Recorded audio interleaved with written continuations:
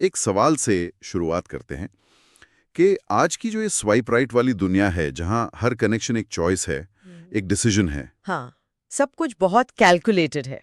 तो क्या हम वो जो किस्मत और संयोग से होने वाली मुलाकातें होती थी, उनकी कला, क्या हम उसे खो चुके हैं?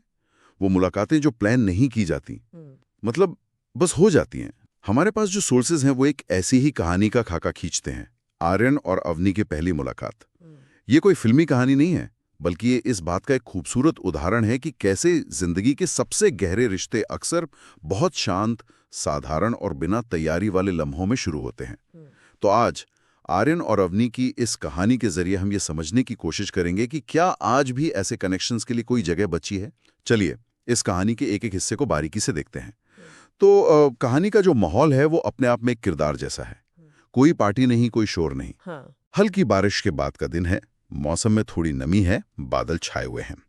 हमारा किरदार आर्यन काम से थका हुआ घर लौटा है, लेकिन उसका मन पूरी तरह से शांत है। वो एक शांत जगह पर, शायद कोई लाइब्रेरी या छोटा भीड़-भाड़ से दूर एक कैफे, अकेला बैठा है, अपनी डायरी या फोन में कुछ लिखने में डूबा हुआ है। देखिए, यहाँ पर सिर्फ माहौल की शांति अहम नहीं है, उससे ज्यादा जरूरी है आर्यन की मानसिक उपलब्धता। मानसिक उपलब्धता। हाँ, देखिए वो उस कैफे में होकर भी मेंटली कहीं और हो सकता था, अपने फोन पर रील स्क्रॉल करते हुए या किसी दोस्त से चैट करते हुए, लेकिन वो अपने खुद के साथ मौजूद है, अपने विचारों में डूबा हुआ। इसे हम एक तरह का लिमिनल स्पेस कह सकते हैं, एक ऐसी जगह जहां आप अपनी रोजमर्रा की भागदौड़ से हटकर बस होते हैं, और ऐसे ही पलों में आप नए अनुभवों के लिए सबसे ज्यादा खुले होते हैं। ये दिलचस्प बात है। मतलब जगह से ज्यादा जरूरी है कि इंसान उस जगह पर मानसिक रूप से कितना मौजूद है। बिल्कुल। क्योंकि आज तो हम शांत जगहों पर भी अपने फोन में सबसे ज्यादा शोर लेके घूमते हैं। सही बात है। तो आर्यन अपनी दुनिया में खोया हुआ है और इसी शांत माहौल में कहानी का दूसरा हिस्सा कदम रखता है। अवनी का आना भी उतना ही सहज है, कोई ग्रैंड एंट्री नहीं। हाथ में किताबें या लैपटॉप बैग लिए वो बैठने के लिए खाली जगह ढूंढ रही है, और जब उसे कोई सीट नहीं मिलती तो उसकी नजर आर्यन की टेबल पर खाली पड़ी कुर्सी पर जाती है। और यहाँ पहला इंटरेक्शन होता है। हाँ। आज के डेटिंग कल्चर में ओपनिंग लाइन पर इतना जोर दिया जाता है कि कुछ ऐसा कहो जो विटी हो, जो इम्प्रेस करे। हाँ, कुछ अलग सा हो। लेकिन यहाँ ऐसा कुछ नहीं है। अवनी झिझकते हुए पास आती है और बहुत विनम्रता से पूछती है, एक्सक्यूज मी, यहाँ बैठ सकती हूँ? ये कोई लाइन नहीं है, ये एक सीधा सच्चा सवाल है। और आर्यन का जवाब भी उतना ही सरल है। वो सिर्फ नजरें उठाकर एक हल्की सी मुस्कान के साथ कहता है, हाँ श्योर। बस यही बात खत्म हो जाती है। लेकिन मुझे लगता है इसी सादगी ने बहुत कुछ है। आजकल किसी अजनबी से बात करने में भी एक अजीब सी हिचक होती है ना? हाँ, होती है। ज्यादातर लोग शायद हेडफोन लगाकर नजर भी ना उठाएं। बिल्कुल, ये पहला संवाद पूरी मुलाकात की नींव रखता है। यहाँ कोई परफॉर्मेंस नहीं है, कोई किसी को इम्प्रेस करने की कोशिश नहीं कर रहा। ये सिर्फ दो इंसानों के बीच आपसी सम्मान पर आधारित एक छोटा सा लेन देन है। अवनी ने उसकी पर्सनल स्पेस में आने से पहले इजाजत मांगी और आर्यन ने बिना किसी झिझक के वो स्पेस शेयर करने की सहमति दी। इसी छोटे से पल में एक साइकोलॉजिकल सेफ्टी का माहौल बन जाता है। दोनों को अनजाने में ये महसूस होता है कि यहाँ खतरा नहीं है। तो एक तरह से बिना कुछ कहे ही एक दूसरे के प्रति सम्मान का भाव पैदा हो गया। हाँ। और अब वे दोनों एक ही टेबल पर बैठे हैं, अजनबी, अपनी अपनी दुनिया में खामोश। और फिर कहानी में किस्मत अपना रोल अदा करती है। एक छोटा सा अनयोजित हादसा। अवनी के बैग से एक पेन या डायरी नीचे गिर जाती है और आर्यन बिना एक पल सोचे एक स्वाभाविक प्रतिक्रिया के तौर पर उसे उठाने के लिए झुकता है। अवनी भी झुकती है और जैसे ही वो एक दूसरे को पेन या डायरी देते हैं, उनकी नजरें मिलती हैं। ये आई कांटेक्ट सिर्फ 2-3 सेकंड का होता है, लेकिन कहानी कहती है कि उसी एक पल में उन्हें कुछ महसूस होता है। और फिर दोनों एक दूसरे को देखकर एक खामोश हल्की सी मुस्कान देते हैं। ये जो पल है ना, ये कहानी का कनेक्शन ट्रिगर है। Connection trigger. हाँ। और हमें ये समझना होगा कि ये क्यों इतना असरदार होता है। इसे हम वल्नरेबिलिटी ट्रस्ट लूप कह सकते हैं। अच्छा। एक छोटा सा अनगार्डेड मोमेंट, जैसे कुछ गिरा देना, एक तरह की भेद्यता, मतलब वल्नरेबिलिटी दिखाता है। आप उस पल में परफेक्ट नहीं होते। सही बात है। जब दूसरा इंसान उस पर हंसने या नजरअंदाज करने के बजाय मदद करता है, तो वो एक तरह का भरोसा, ट्रस्ट कायम करता है। ये लूप बहुत तेजी से काम करता है। मतलब बनावटीपन की दीवारें गिराने के लिए ऐसे अलियोजित पल बहुत जरूरी हैं। बिल्कुल। हम सब अपनी एक परफेक्ट इमेज लेकर चलते हैं, खास तौर पर अजनबियों के सामने। हाँ। और एक छोटी सी गलती जैसे पेन का गिरना उस इमेज को तोड़कर असली इंसान को सामने ले आती है। वो खामोश मुस्कान शायद इसी बात की पहचान थी। मैंने तुम्हारा असली अनफिल्टर्ड रूप देखा और तुमने मेरा, एंड इट्स ओके। एग्जैक्टली। वो मुस्कान इस बात की मौन स्वीकृति है कि दोनों ने उस पल की ईमानदारी को पहचाना और सराहा है। ये प्लान्ड इंटरैक्शन से बिल्कुल अलग है। डेटिंग एप्स पर सब कुछ क्यूरेटेड होता है, आपकी सबसे अच्छी तस्वीरें, आपके सबसे विटी बायो। सही। लेकिन यहाँ इस छोटे से हादसे में कुछ भी क्यूरेटेड नहीं था। हाँ। और इसी वजह से वो कनेक्शन ज्यादा सच्चा महसूस होता है। उस अनकहे जुड़ाव के बाद दोनों के बीच की जो खामोशी थी वो अजीब नहीं बल्कि आरामदायक हो जाती है। हाँ, कंफर्टेबल साइलेंस। कहा राज है। और फिर थोड़ी देर बाद अवनी ही बातचीत शुरू करती है। वो बस आसपास के माहौल को देखते हुए पूछती है, ये कोर्स जगह कैसी है? पहली बार आई हूँ। बातचीत की शुरुआत पर ध्यान दीजिए, ये कोई पर्सनल सवाल नहीं है। नहीं, ये उनके शेयर्ड एनवायरनमेंट के बारे में है। ये बातचीत शुरू करने का एक बहुत ही सुरक्षित और सम्मानजनक तरीका है। वो आर्यन की प्राइवेसी में दखल नहीं दे रही है। और यहीं से उनकी बातचीत हल्के फुल्के अंदाज में शुरू हो जाती है। और जो बात मुझे सबसे ज्यादा दिलचस्प लगती है वो है इसका धीमापन। कोई जल्दी नहीं है। बातचीत एक शांत नदी की तरह बह रही है।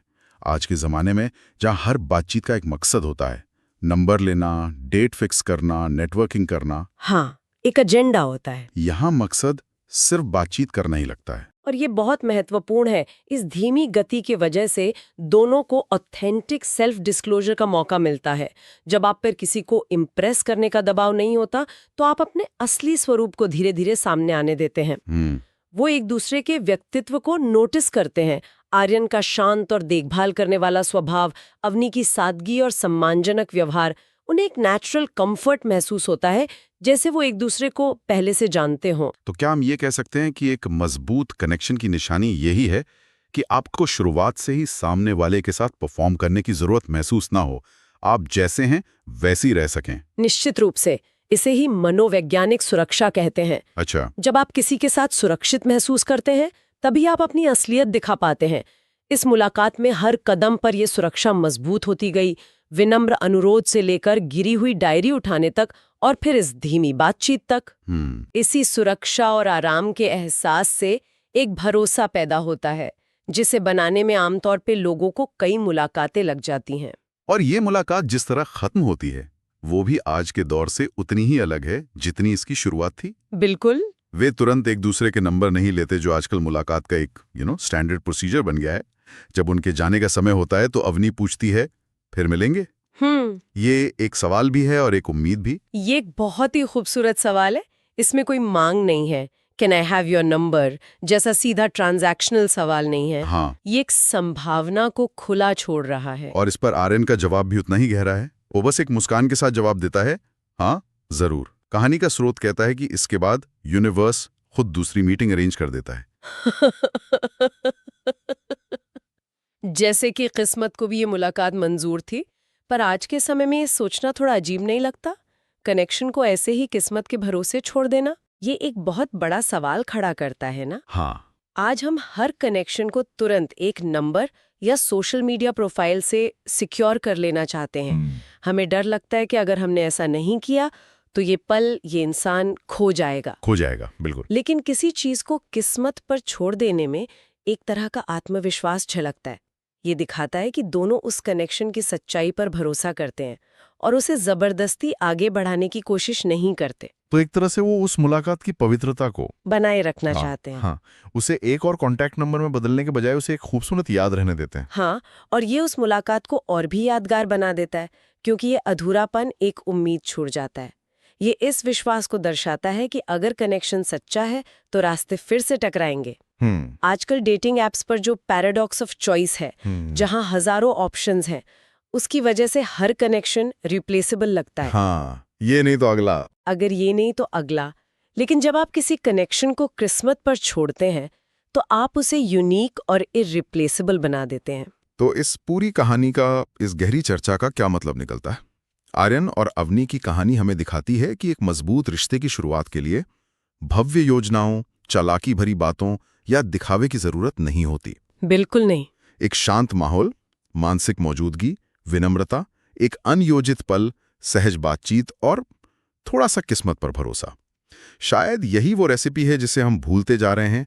कहानी का निचोड़ भी यही है कि एक मजबूत रिश्ते का संकेत अक्सर यही होता है कि पहली मुलाकात सरल, अप्रत्याशित और भावनात्मक रूप से आरामदायक हो। फ्लैशी, प्लान की हुई या नाटकीय नहीं। जाते जाते सोचने के लिए एक विचार छोड़ते हैं। बताइए। आज की दुनिया में जहां हर कोई ध्यान खींचने की कोशिश कर रहा है, अपनी प्रोफाइल को बेहतर बनाने में, ज्यादा लाइक्स पाने में, सबसे अलग दिखने में, हम शायद अपने जीवन के शांत और सरल क्षणों को नजरअंदाज कर रहे हैं। सही बात है। हमने संयोग और किस्मत के दरवाजे बंद कर दिए हैं। क्या हो अगर सबसे गहरे कनेक्शन उन्हीं शांत क्षणों में छुपे हों, बस हमें उन्हें पहचानने के लिए आर्यन की तरह अपने अंदर के शोर को कम करने और मानसिक रूप से मौजूद रहने की जरूरत हो। सवाल ये नहीं है कि क्या ऐसी मुलाकातें आज भी होती हैं। सवाल ये है कि क्या हम उनके लिए तैयार हैं।